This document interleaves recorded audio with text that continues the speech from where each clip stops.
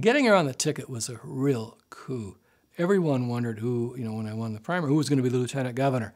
And I must credit Paula Blanchard for saying, when somebody said the ideal person might be Martha Griffiths, who'd been a congresswoman, who had retired, but had really become kind of an icon, I thought, well, that's ridiculous. And I remember Paula saying, no, she really likes you.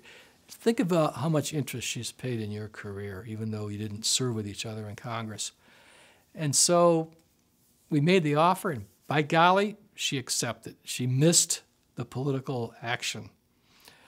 It was really interesting. And so when I announced her as lieutenant governor, it was electrifying because it was like taking someone who was really good and missed and bringing them back for one more life, one more encore.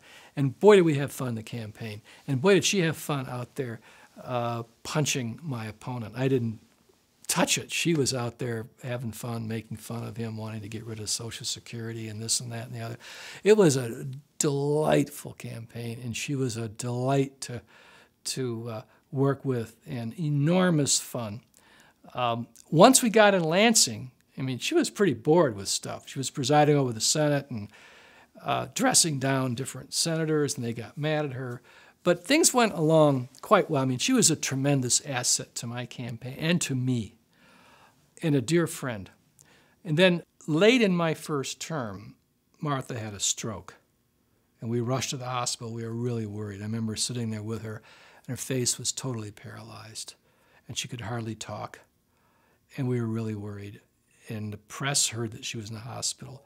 We downplayed that because we were worried that under the Constitution, the Senate would pick a successor to her if she was incapable or something happened to her, or resigned.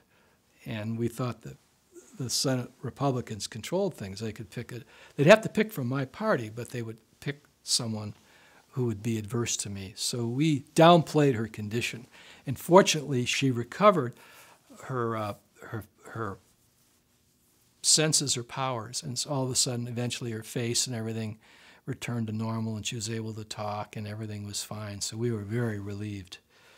But unfortunately, well into the second term, she really became ill and weak and frail, and her husband started to make the decisions for her, and he really kind of took over her life. And he was always resentful of her success because he thought he should be the politician.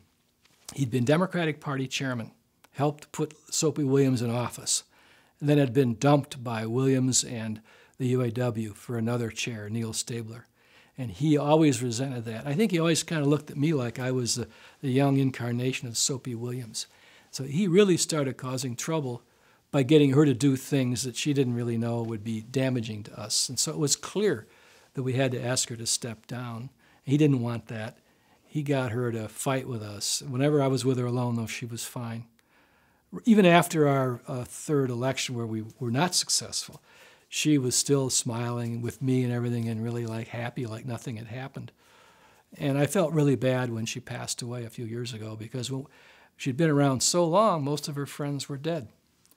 And there I was at the funeral home in Utica with Janet, basically presiding over visitation and a funeral with few people left that really remembered her fabulous career. And it was a fabulous career. And she was a wonderful public servant in Congress and in Michigan.